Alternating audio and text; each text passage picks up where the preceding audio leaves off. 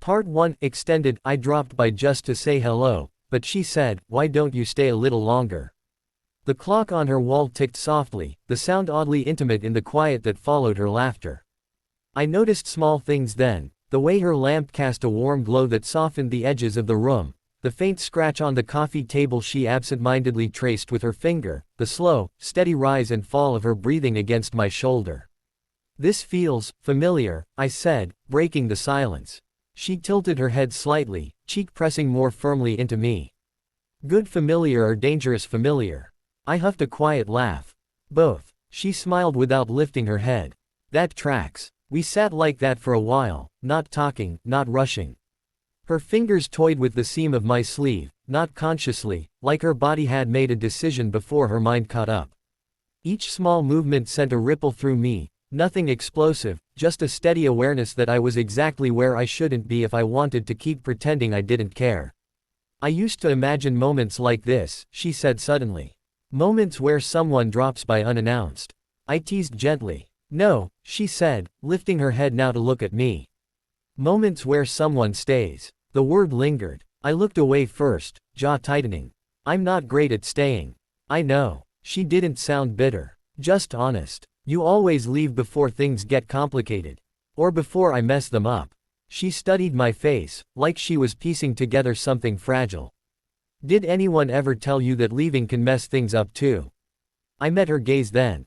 There was no accusation there, only concern, maybe even hope. That made it worse. Hope always did. "I don't want to hurt you," I said quietly. Her voice softened. "You're already here." That landed heavier than she probably intended.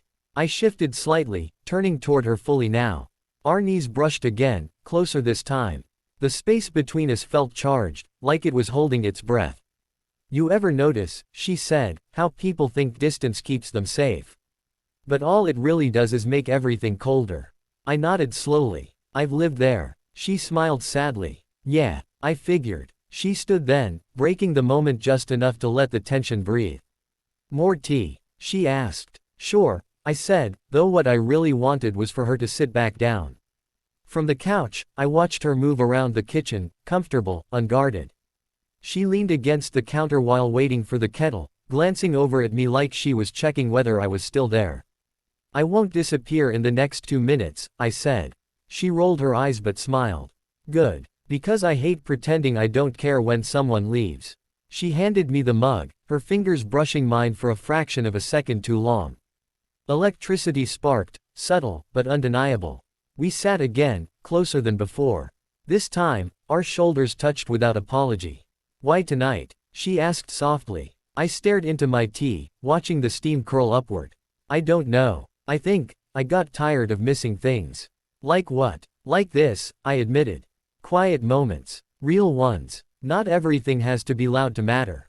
She exhaled, a sound that felt like relief. "I wish you'd said that earlier."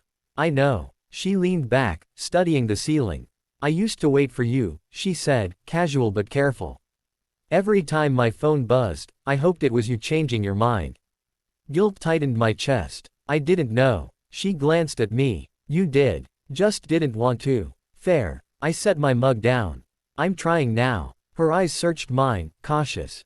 "Trying how?" "By not running. By sitting here, even though it scares me." She smiled, softer this time. "Good start." The rain began then, light at first, tapping against the windows. The city outside blurred, the world shrinking to this room, this couch, this moment suspended between what was and what could be. "I like the rain," she said. "Makes it feel like the rest of the world is on mute." "Yeah," I agreed. "Like we get a pause." She turned toward me again, closer than before. Her knee rested against mine now, deliberate. "You don't have to leave just because it's late." I hesitated. "I should. But you don't want to." I didn't answer, which was answer enough. She reached out, fingers resting lightly on my wrist. The touch was gentle, almost tentative, like she was giving me space to pull away if I wanted. I didn't. Instead, I turned my hand, letting my fingers lace with hers. Her breath hitched, not dramatically, just enough to tell me it mattered. "There," she whispered. "That wasn't so hard." I smiled. "You're dangerous." She grinned. "You already knew that." We sat like that, hands intertwined, the rain growing steadier outside. There was no rush, no desperate need to define anything. Just two people choosing not to look away. Promise me something, she said quietly. What? Don't make tonight mean nothing tomorrow. I squeezed her hand gently. I won't. She leaned in, forehead resting against mine.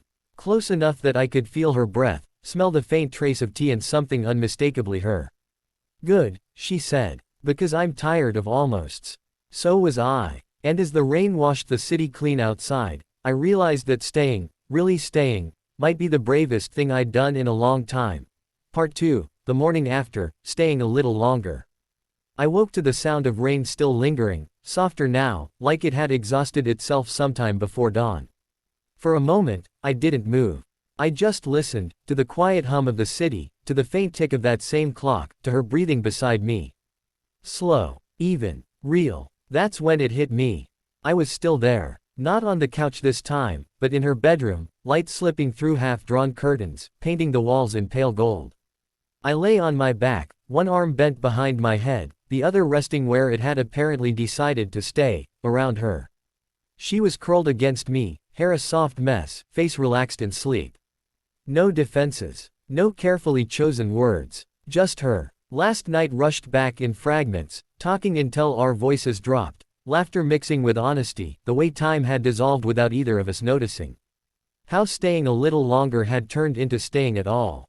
I swallowed, suddenly aware of the weight of the moment pressing down on my chest. Careful, I thought. This is where you usually run. She stirred, shifting slightly, her hand brushing my chest. Her eyes fluttered open, unfocused at first, then finding me. Oh, she murmured, voice thick with sleep.